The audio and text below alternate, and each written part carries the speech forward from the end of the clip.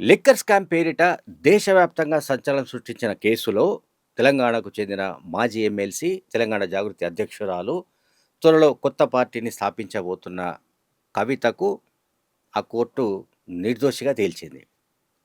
Liquor స్కామ్‌లో అప్పటి ఢిల్లీ ముఖ్యమంత్రి కేజ్రీవాల్‌తో సహా, ఉప ముఖ్యమంత్రి మనీష్ సిసోడియాతో సహా, ఢిల్లీ ఉప ముఖ్యమంత్రి సహా చాలామంది, అంటే మొత్తం 23 మంది ఈ కేసులో ఉన్నారు. కవితను 2024 మార్చ్‌లో అరెస్ట్ చేశారు. 2024 ఆగస్ట్‌లో ఆమె బెయిల్‌పై విడుదలయ్యారు. దాదాపు 6 నెలలకు పైగా ఆమె తీహార్ జైల్‌లో ఉన్నారు. ఇక ఆమెకు సంబంధించిన విషయంలో ఆమె నిర్దోషిగా ఢిల్లీలోని రౌస్ అవెన్యూ కోర్టు తీర్పునివ్వడం ఆహ్, ఇది అత్యంత సంచలనం సృష్టిస్తోంది. ఎందుకంటే కోర్టు సీబీఐకి సంబంధించిన ప్రత్యేక కోర్టు రౌస్ అవెన్యూలోని కోర్టులకు సంబంధించిన కాంప్లెక్స్‌లోని CBI special court judge Jitendra Singh ఈ ఉత్తర్వులు జారీ చేస్తూ ఆయన చెప్పిందేంటంటే, కవితతో పాటు ఈ కేసులో ఉన్న 23 మంది నిందితులు కూడా తప్పు చేసినట్లుగా సాక్ష్యాధారాలు ఏమీ లేవని ఆయన తేల్చి పారేశారు. అంటే కోర్టు స్పష్టం చేసింది. అంటే మరి 6 నెలల పాటు ఏదైతే తన మామూలు జీవితాన్ని కోల్పోయారో వీళ్ళందరూ జైళ్ళలో, కవిత అయితే 6 నెలలకు పైగా ఉన్నారు. మిగతా వాళ్ళు కూడా 6 నెలలు, సంవత్సరం పైన కూడా ఉన్నారు. సో, వాళ్ళ ఆ జైలు జీవిత కాలాన్ని వెనక్కి ఎవరు తీసుకొస్తారనేది ఇంకొక యాంగిల్ చర్చ. సరే, మొత్తం మీద కవితపై గానీ, ఆమెతో పాటు మిగతా 23 మందిపై కానీ సీబీఐ అలాగే ఎన్ఫోర్స్‌మెంట్ డైరెక్టరేట్ పెట్టిన అభియోగాలన్నిటిని ఈ కోర్టు కొట్టిపారేసింది. సాక్ష్యాధారాలు రుజువు చేయడంలో సీబీఐ విఫలమైందని కూడా తెలియజేసింది. అలాగే కోర్టు ఇంకొక కామెంట్ కూడా చేసింది. దేశంలోని ప్రజాప్రతినిధులు కానీ, రాజకీయ ప్రముఖులు కానీ, రాజకీయాల్లో ఉన్న వాళ్ళు కానీ, ఇటువంటి వాళ్ళపైన ఇలాంటి కేసులు పెట్టేటప్పుడు అన్ని జాగ్రత్తలు తీసుకోవాలని కూడా హైకోర్టు మందలించింది. సీబీఐని మందలించింది.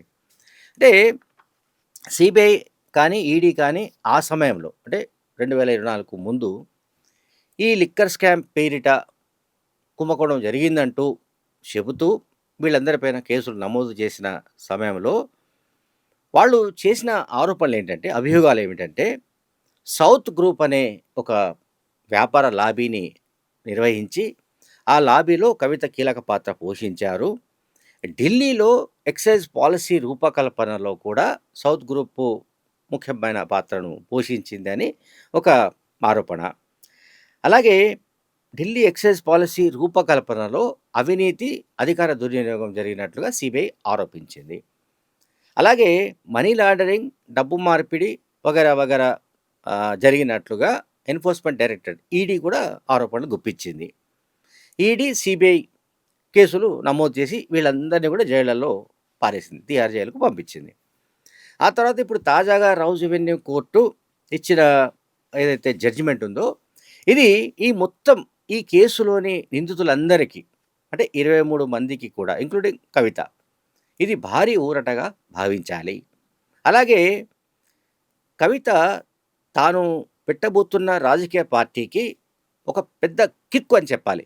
భారీ కిక్ అని చెప్పాలి. ఎందుకంటే ఆమె ఈ కేసులో కొనసాగుతున్నంత కాలం నిజంగానే కొంత డైలమా ఉంటుంది. అంటే నైతికంగా ప్రజల్లోకి వెళ్ళడానికి, ప్రజల మద్దతును సమీకరించడానికి మోరల్‌గా కొన్ని ఇబ్బందులు తలెత్తే అవకాశాలు ఉన్నాయి. ఆ అవకాశాలు లేవని అనడానికి లేదు నిన్నటి దాకా. కానీ ఎప్పుడైతే కోర్టు ఆమెను నిర్దోషిగా ప్రకటించిందో, ఇక ఆమె ఒక మహిళా రాజకీయ నాయకురాలిగా ఏ రకంగా చెలరేగిపోతారో మనం చూడవలసి ఉంది. ఒక పాయింట్. రెండోది, ముఖ్యమంత్రి అప్పటి అంటే కేసీఆర్, మాజీ ముఖ్యమంత్రి కేసీఆర్ దాదాపు గతంలో ఆయన చేసిన కామెంట్ కూడా మనం ఇక్కడ ఒకసారి విందాం. అనేది నరేంద్ర మోడీ సృష్టించినటువంటి ఒక రాజకీయ కుంభకోణం. Reverse political scam. అందులో ఏం లేదంత పడితే గ్యాస్. ఇవాళ వరకు ₹1 రికవరీ చేయలే. ₹1 కూడా రికవరీ చేయాలి. ఎవరి నుంచి ఎవరికి మనీ లాండరింగ్ అయిందో, ఎవరి నుంచి ఎవరు తీసుకున్నాడో ఎవరికి తెలియదు. అది ఢిల్లీ స్టేట్ లిక్కర్ పాలసీని స్కామ్ కింద చిత్రీకరించి, మేమిద్దరం అండి, ఆయన కంట్లో నర్సులాగా ఉన్నోళ్ళం. అరవింద్ కేజ్రీవాల్, నేను ముక్కులో కోయలాగా ఉంటే మేము ఏం చేసినాం మేము? ఆయన మాకు 104 మంది ఎమ్మెల్యేలు మా సంఖ్య ఉండి, అప్పుడు మజ్లిస్ ఎమ్మెల్యేలు 7 మాకు సపోర్ట్ ఉండే టైంలో 119లో 111 మంది మేము ఉన్నాం ఇక్కడ. అయినా ఆయన ఏజెంట్లను పంపించింది ఇక్కడికి. ఈ గవర్నమెంట్ టాపులు చేయాలని కూలగొట్టాలి రాష్ట్ర ప్రభుత్వాన్ని ఆయన ఏజెంట్లను పంపించి ఇక్కడ బేరాలు చేశారు. వాళ్ళని పట్టి నిర్బంధించి నేను జైల్లో వేసిన ఇక్కడ. వేయడమే కాదు, ఆ ఏజెంట్లను పంపించిన మూల సూత్రధారి బిఎల్ సంతోష్, ప్రధానమంత్రికి రైట్ హ్యాండ్, జాతీయ కార్యదర్శి, ఆయన పట్టుకరమని చెప్పి ఢిల్లీ సెంట్రల్ బీజేపీ ఆఫీస్ మీదకి మన పోలీసులను పంపించిన నేను. ఆయన పట్టుకరమని పోయిన తెలంగాణ పోలీసులు తప్పించుకున్నాడు ఆయన. అది వాళ్ళ మా మీద కోపం. ఆ కక్ష మనసులో పెట్టుకొని అటు అరవింద్ కేజ్రీవాల్ను ఇటు నన్ను రాజకీయంగా ఒత్తిడి చేయాలని చెప్పి అటు కేజ్రీవాల్ని అరెస్ట్ చేసిండ్రు, ఇటు నా కూతురుని అరెస్ట్ చేసిండ్రు. వాళ్ళు కడిగిన ముత్యాలలాగా బయటకు వస్తారు. స్కామ్ లేదు, బట్టిదే ట్రాష్. అది బూమరాంగ్ అవుతా ఉన్నది ఇలా. ఆ అమ్మాయి బతుకమ్మ ఉద్యమం చేసి తెలంగాణ ఉద్యమానికి ఎంతో కంట్రిబ్యూట్ చేసి అమెరికా నుంచి వచ్చి పాపం తన జీవితాన్ని ఎదుర్కొని తెలంగాణ కోసం పనిచేసిన బిడ్డ. అందరికీ తెలుసు, లోకానికి తెలుసు. ఆ అమ్మాయి స్టాండర్డ్ ఏందో, ఆమె ఎట్లా మాట్లాడుతుందో, ఆమె ప్రవర్తన ఏందో మీ అందరికీ కూడా తెలుసు. మీ అందరూ కూడా చాలా మంది జర్నలిస్టులు ఆమెతో కలిసి పనిచేసిండ్రు. అటువంటి ఒక నిర్దోషం పట్టుకపోయి ఒక మహిళను చూడకుండా కేవలం నా కూతురు అనేటువంటి ఒక రాజకీయ కక్షతోని మోడీ అరెస్ట్ చేసిండు. ఏం ఫరక్ కూడా మేము భయపడము, రాజకీయ కుటుంబం కాబట్టి మేమన్నీ ఎదుర్కొంటాం. మాకు రైట్. ఇప్పుడు కేసీఆర్ చెప్పింది మనం విన్నాం. అంటే ఆయన చెప్పింది ఏంటంటే, నా కూతురు కవిత కడిగిన ముత్యంలాగా ఈ కేసు నుంచి బయటపడుతుందని చెప్పారు ఆయన. మరి ఇప్పుడు కడిగిన ముత్యంలాగానే బయటపడింది. కవితతో సంబంధాలు, బీఆర్ఎస్ పార్టీ సంబంధాల పునరుద్ధరణ జరుగుతుందా లేదా అనే చర్చ ఒకటి జరుగుతోంది. అయితే కేవలం కవిత లిక్కర్ కేసులో ఉన్న కారణంగానే ఆమెను సస్పెండ్ చేయలేదు. ఆమె పార్టీ వ్యతిరేక కార్యకలాపాలకు పాల్పడుతుందన్న ఆరోపణలతో సస్పెండ్ చేశారు. 2025 ఐ థింక్ సెప్టెంబర్లో ఆమె సస్పెండ్ చేశారు. సరే, ఆమె కూడా నాకు బీఆర్ఎస్ సంబంధాలు ఏమీ లేవని ఆమె తేల్చి చెప్పింది. కానీ కడిగిన ముత్యంలాగా బయటపడుతుంది, ఈ కేసులో పసలేదు, ఇదొక గ్యాసు, ఇవన్నీ మాట్లాడిన కేసీఆర్ మరి తన కన్న కూతురు నిర్దోషి అని కోర్టు తేల్చిన తర్వాత ఆమెతో మాట్లాడతారా లేదా, ఆమెకు కనీసం ఫోన్ చేసి కంగ్రాట్స్ చెప్తారా లేదా అని దానిపైన కూడా చర్చ జరుగుతుంది. అలాగే ఇంకొకటి చెప్పాలి దీంట్లో, ముఖ్యమైన విషయం ఏంటంటే, కవిత ఎప్పుడైతే ఈ లిక్కర్ స్కామ్లో అరెస్ట్ అయి బయటకు వచ్చిన తర్వాత ఆమె దాదాపు ఒక నెల రోజుల పాటు ఇక్కడ రెస్ట్లో ఉన్నారు. తర్వాత ఏ రాజకీయ నాయకుడు కూడా, అంటే బీఆర్ఎస్ పార్టీకి చెందిన నాయకులు ఎవరు కూడా ఆమె ఇంటి గడప తొక్కలేదు. అంటే ఆమెను ఆల్మోస్ట్ ఒక శత్రువులాగా ట్రీట్ చేయడం అనేది అప్పటి నుంచే మొదలైంది.